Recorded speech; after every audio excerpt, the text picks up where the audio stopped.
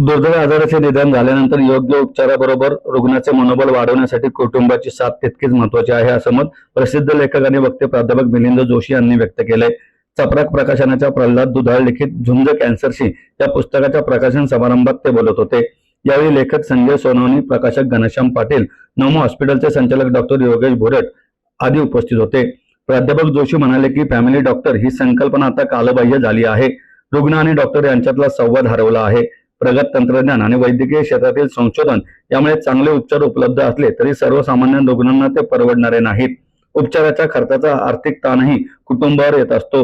निवृत्तीनंतर अशा आजारांचे निदान झाल्यास आणि आरोग्य विमा नसल्यास त्याचा भार कुटुंबातल्या तरुण मुलांवर पडतो. याचाही मानसिक ताण रुग्णांवर येत असतो. त्यामुळे तो मानसिकदृष्ट्या अधिक खचतो, असंही ते म्हणाले. आरोग्याच्या दृष्टीने विचार करता सध्या गैरसमजच जास्त आहेत. त्यामुळे अनेक रुग्ण वेळीच तपासण्या करून घेण्यास आणि उपचार करून घेण्यास पुढे येत नाहीत.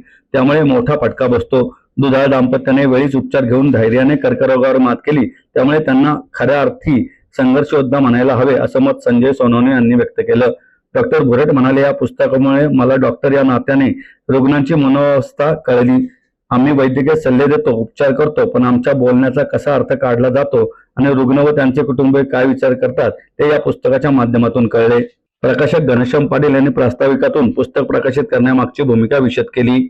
ज्या कुटुंबामध्ये अगदी मुलांना खूप उत्तम पगार आहेत, ती उच्च पदावरती काम करतायत, आई वडील साधे शिक्षक होते, बऱ्याच कुटुंबामध्ये बराच काळ तर महिला देखील नोकरी करत नव्हत्या, त्या गृहिणी म्हणूनच काम करायच्या.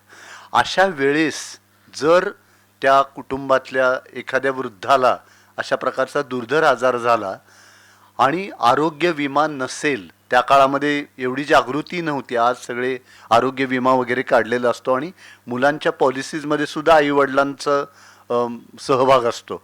पण असं नसेल तर यावेळेला त्या कुटुंबातल्या ज्येष्ठांची जबाबदारी तरुणांच्यावरती येते आणि त्या तरुणांचा सुद्धा उभारणीचा काळ असतो.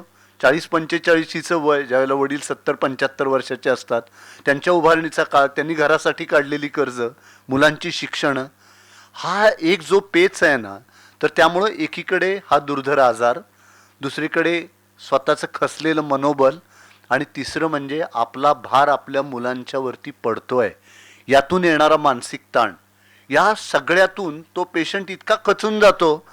म्हणून कुटुंबातल्या लोकांची एक फार मोठी जबाबदारी आहे की दुर्धर आजारांशी लढताना आपल्या त्या रुग्णाचं मनोबल थोडंही कमी होणार नाही, ते वाढवण्याची जबाबदारी ही कुटुंबाची आहे, असं मला वाटतं. तंत्रज्ञान प्रगत झालंय का? प्रचंड प्रगत झालेलं आहे.